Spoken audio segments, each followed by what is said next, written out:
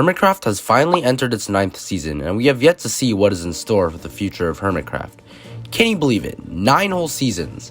With the previous 8 seasons spanning from 2012 to 2021, I just can't help but ponder about which season was the best. Which seasons had more iconic moments over others, and which ones came along the most successfully. In this video, I will be tier ranking each Hermitcraft season with a 4-rank system, including amazing, memorable, decent, and okay. I'm gonna rank each season off of the organization of it, successfulness, and most importantly, the things that happened in them, such as iconic events or iconic builds. What makes each season so unique from the others? First, I just want to say that these ranks are what I think of each season, therefore you guys may have different thoughts about Hermitcraft, and I'll respect that.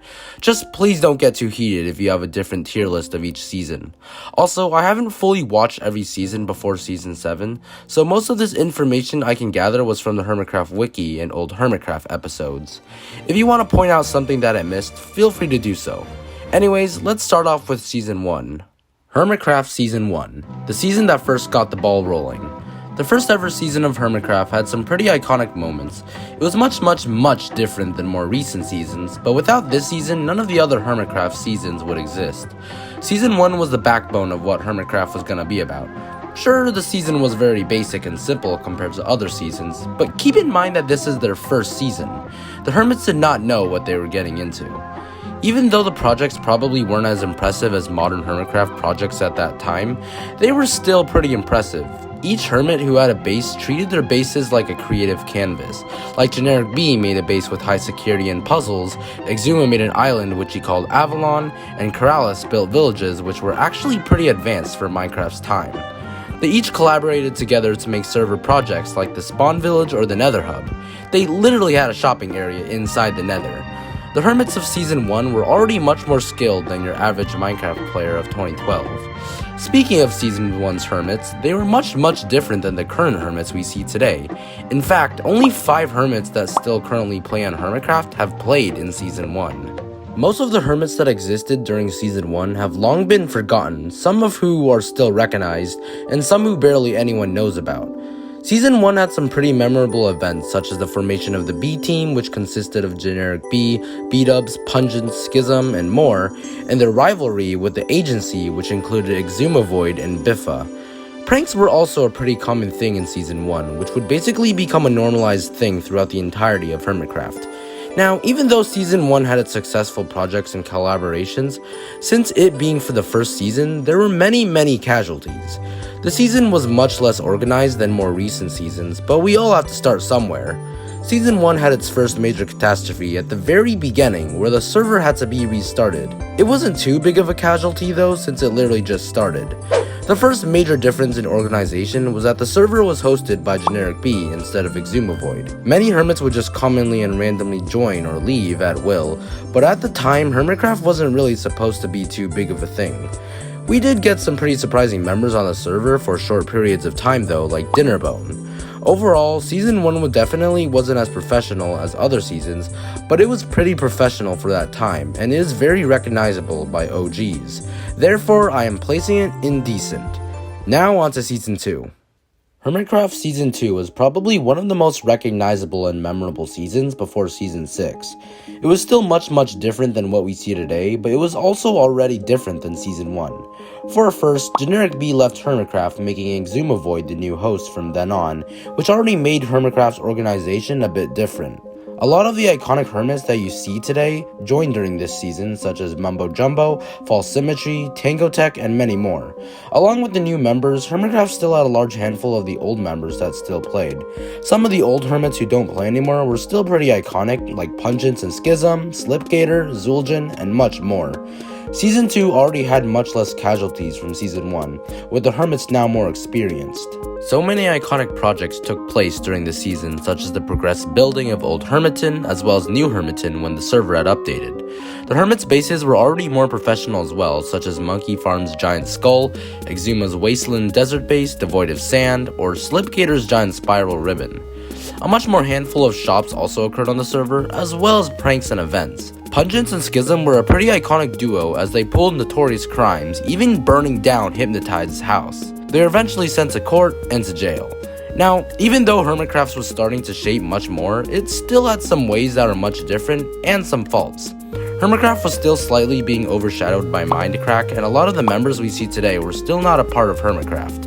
Many hermits decided to go inactive halfway through, and some like Tango and XP Crafted joined pretty late. Oh yeah, not to mention that the type of humor on Hermitcraft at the time might have not been suitable for younger audiences at times, like I Am Spoon's sex ed class. Yeah. Anyways, the season was still very iconic, and I think the huge amount of members probably had a really big impact to his livelihood. That is why I am ranking it in memorable. Season 3, like the previous 2 seasons, had many iconic old members, and I'd say it was the last season before most of the hermits are what we see today. The thing that made Season 3 much different was that the server took place on an amplified world, which made the terrain pretty wacky.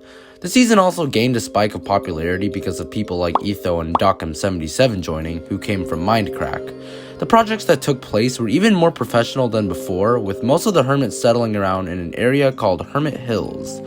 The hermits built even more largely efforted bases like Monkey Farm Statue and Monkey Island, Symmetry Sands and Symmetry Falls, Slipgator's Amazeballs, Mumbo's Ice Spike Space, and many other builds and bases. Season 3 was also the first season to introduce a minigame district called Hermit Thrills. The server had many more games and events like the How to Kill a Dog competition, Tanko's Boombox, and Biffa's Head games. But one storyline that started the season that has left a huge mark on Hermitcraft was the beginning of the evil Exuma saga, which set out for several seasons. The thing is, Season 3 was the season where most of the iconic OGs began to leave. People like Pungent, Schism, and Slipgator started getting burnt out on Hermitcraft and slowly went inactive throughout the season. And Hermitcraft still had yet to introduce many more well-known hermits. That's why I'm ranking this season indecent. It was pretty iconic, but it's still not as iconic as some of the other seasons. Now we're on to Hermitcraft Season 4. I have some pretty mixed feelings on Season 4 because of its iconicness and also not iconicness. Season 4 was the season that really put the current members into place. Even though a lot of the old members left, we got to see 6 new members, 5 of them being from Kingdom Craft. No, not this Kingdom Craft, this one. These new hermits are some of the most recognizable hermits we see today, like Scar, Iskall, and Raine.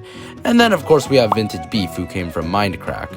The only Season 4 hermit from the previous seasons that isn't here today, besides the ones who left after Season 6, was Zul'jin. I guess technically Monkey Farm as well, but he was only present at the very beginning of Season 4. The thing that made Season 4 unique was that the entirety of it took place in a mesa biome. It was also the first season that introduced different function-based districts. The builds on the server were starting to look much more like what we see today, such as Mumbo's Flying Mob Farm base, Scar's Wild West Outpost, Exuma's Octovoid base, and Cubfan's Volcano base, which I gotta say is highly impressive. There seemed to be a larger number of collaborated businesses as well, like Derp and the infamous Logfellas. There hadn't seemed to be as many storyline events as other seasons, but the Logfellas court case was pretty iconic. The Logfellas consisted of Rendog and Exuma, who tried to monopolize and steal wood, eventually leading to rivaling groups like Mumbo's Secret Sapling Society and the Birchfellas, and then the Logfellas court case. Now, even though the season introduced many iconic members who built pretty astonishing things, the season itself didn't really have as many iconic moments as other seasons, even though it did have a number of them. The season also took place during Minecraft's slow decline, which took away a lot of popularity from Hermitcraft. Overall, the season seemed like a good season, but compared to others, I'd put it in okay. Hermitcraft Season 5. Season 5 happened at a low point of Hermitcraft. The season seemed to be one of the least popular, but it still had some iconic moments just like every other season. Despite the lack of popularity, the Hermit's skills still seemed to progress even more than the last season, with things like Hermit City and bases like Mumbo's Guardian Farm, Iskall and Ren's Plastic Fantastic, and Scar's Futuristic City. Only 2 new Hermits were introduced, which were Stress Monster and Zedaf, but one Hermit returned all the way back from Season 1. B-double-O. I think B-dubs had a pretty big impact on Season 5 because a lot of the iconic storylines seemed to relate to him. Season 5 was the birth of the NHO, which included B-dubs, Etho, Doc, and Beef. Then there was the Mesa War, which included the NHO versus La Revolution, which consisted of Iskall and Raine. It seemed like a lot of the hermits bonded closer together this season, and there were some events that led up to further seasons, like Season 6's Concord probably wouldn't have existed if it weren't for the Convex in Season 5, which included Scar and Cubfan. Despite some of the iconic events, this season was still one of the least popular, probably because of the decline in Minecraft's popularity. Many hermits started going pretty inactive midway through the season, especially the NHO members. So even though Season 5 had some memorable moments, I'm gonna have to rank it in okay, because compared to other seasons, a lot of the other ones take the spotlight. Honestly, originally I was gonna place Season 5 in a faulty category, but the more I thought about it, the more I realized that it wasn't that bad. None of the Hermitcraft seasons actually seemed like horrible. Alright, now this is a big one. Hermitcraft Season 6 was both the longest and biggest season in popularity. A lot of that spike in popularity coming from one new member, Grian. This season had an entirely new spin on it because of, well, everything. The builds, the large businesses, the events, and especially the collaborated storylines. A lot of this was the result of Grian. The builds and bases were already even more impressive with areas like Hermitland and Hermitville, and bases like Grian's base, Mumbo's spherical base, Scar's Island, False's Fantasy Complex, and many more. Something unique about this season was that just like Season 4, it had multiple themed districts for different building styles and other functions. A lot of the builds also resulted from groups or storylines like Area 77, the G-Team and Team Star headquarters, and Concorp HQ. Those are just a few to mention. Business also became a big thing, with large corporations like Sahara with Grian, Mumbo, and Iskal, Concorp with Scar and Cubfan, and Idea with B-Dubs, Exuma, and Corrales. And of course the rivalry between businesses. Season 6 had probably the most iconic events in the history of Hermitcraft, and again, a lot of it relating to, well, Grian. The legacy of Poultryman, the hippie commune versus the Hermits in Black, the demise game and the Dragon Bros, Tag, all relating to Grian in some way. Actually, I don't know about the first one, Poultryman was definitely not Grian. Anyways, the Grian and Mumbo duo was also pretty iconic, but there is one event that is probably the most notable compared to others this season. The Hermitcraft Prank War. This was a large series of retaliation pranks between multiple hermits, starting from Grian, eventually leading to a full-blown civil war between Grian's team, the G-Team, and Dockham 77's team, Team Star. We even got a diss track out of it. So yeah, Grian definitely had a huge impact on Hermitcraft this season, but all the other hermits are also to credit for the season. Definitely not just Grian. Without a lot of the other hermits, Season 6 probably wouldn't have been as insane, even if they did have Grian. This season, with its enlarged fanbase, also sparked a lot of fan-related things, like remixes by LEB Maker, fan art, and much more. Overall, this season definitely revived Hermitcraft from a slow decline, which is why I am putting it in amazing. Oh, but this is only the start. If you thought Season 6 would be the only peak season, oh, you are wrong. Just like Season 6, Season 7 was filled with events, storylines, insane builds, and the popularity it brought along with it. Though Season 7 wasn't as long as Season 6, it was still almost as significant. The mega bases of each hermit were insane, with bases like Grian's Mansion, Mumbo's Ancient Preserves base, both Scar's Magical Village and the Big Dig, Iskal's Omega Tree, the Renpire, False's Futuristic Area, and the list really goes on. One thing that made the season unique was that the shopping district was located on a remote mushroom island right next to spawn, so any shops or businesses that were built there didn't have to deal with mob spawns. The shopping district played a key role in this season, with major corporations like the Boomers and empowering shops like Grian's Barge, as well as many giant collaborations like the Town Hall and Aki Town. Many storylines and events came out of the shopping district as well, such as the mayoral race, the head games, HCBBS, and the infamous turf war between the Mycelium Resistance and Yep. Just like Season 6, a lot of these events correlated to Grian in some way, but not all of them. In all, Season 7 was also pretty outstanding, and it caused the fanbase to expand even greater. A lot of Hermitcraft's current fanbase, including me, started watching in Season 7. Sadly, Python, Biffa, and Jassassin became absent for the season, and there were no new members for the first time, but we did have some old members return like Etho and Beef. Towards the end of the season, however, things started to slow down a bit. Mumbo and Grian hadn't really interacted that much, and each hermit started ending their series one by one, until Hermitcraft Season 7 was finished. But overall, it's pretty clear that I'm putting this season in amazing. Alright, now we are on to the last season before our current one, Season 8. Season 8 was a bit controversial after its ending, and I could see why. The season was much different than others because of its length. None of the members left for this season, but we did get 2 new members, which were Pearlescent Moon and Gemini Tay. For the season, everyone decided to live off of the same large continent with different regions of people. This caused a lot of bases to be grouped together in places like Bodum, the Big Eye Crew, and the Hermit Gals area, and a lot of the hermits also decided to live with each other as well, like Iskal and Etho and the Goat Empire. The reason for this was because the original plan was for everything outside of the continent to be reset once the 1.18 update comes in. There were still many iconic builds and bases in each region, like Green's Midnight Alley in Bodum, Impulse's Factory in Bodum, Evil X's Empire, Octotown and Donk's massive game-breaking farms, Falsa's Eagle, and the list goes on. A lot of the hermits who weren't so specialized in a certain skill like building or redstone have definitely improved in those areas, like Mumbo's building skills. Donk's game-breaking mechanics have also turned up an entire notch this season, literally making a way to restock his inventory with infinite rockets. Since the season had no real shopping district, hermits decided to build shops around their areas like the G-Train or the massive Octagon. The Big Eye crew made it easier to travel without an elytra by creating the Big Eye passing gas chain. There were many iconic events and storylines during the season as well, such as Teg, the No Wings Club versus the Yes Wings Club, and the Bodum versus Big Eye shopping war. But the roleplay storylines have also turned up a notch as well.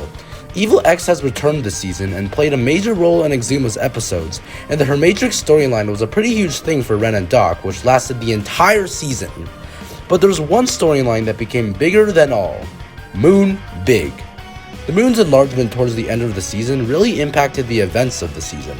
The hermits basically went crazy with things like Raine and Donk's Moonatrix Octocult, Mumbo's Mooners Cult, Tango's Hassa headquarters, and other crazy conspiracy theories. Eventually, the moon started turning up the land, causing earthquakes and messing with gravity to the point where it collided with the continent, thus ending the season. In short, the Moon Saga was supposed to be a way to end the season so they could progress to a 1.18 terrain world. It was first proposed by Green as a new approach instead of updating the world around the continent. Season 8 is now the shortest season in existence, and a lot of conflicting feelings came from its ending. Many people thought the season focused way too much on the roleplay storyline aspect rather than normal collaborations. Even Exuma himself stated that it was cool he tried something new, but he didn't really enjoy that style of content. And some people didn't want the season to end so early. But overall, this season still had some pretty significant moments, which is why I will be ranking it in memorable. And there we have it, all 8 prior seasons of Hermitcraft ranked. Like I said at the beginning of the video, you definitely may not agree with this list, and I know especially for people who started watching in a certain season, may find that season much more memorable than others. So, which season is the best? The answer to that is none of them. Even though I think some seasons may have been better than others in some ways, there isn't really a best season, and that kinda lies in preference. None of the Hermitcraft seasons aren't actually bad, but they each have their own ups and downs. Please don't take this list too seriously, but I'd love to hear your take on ranking the seasons of Hermitcraft. Do you agree with this list, or do you not? Also, I want to shout out my friend DumpsterHoodie, who streams games such as Valorant and Minecraft with friends, sometimes including me. So if you want to check their Twitch channel out, I'll put their channel link in the description down below. Also, I want to apologize for my huge lack of content recently for the past 2 months. I kinda decided to go a bit slower recently, and schoolwork's been getting in the way as well. Anyways, I hope you enjoyed this video, and I'll see you in the next one. Take care, everyone.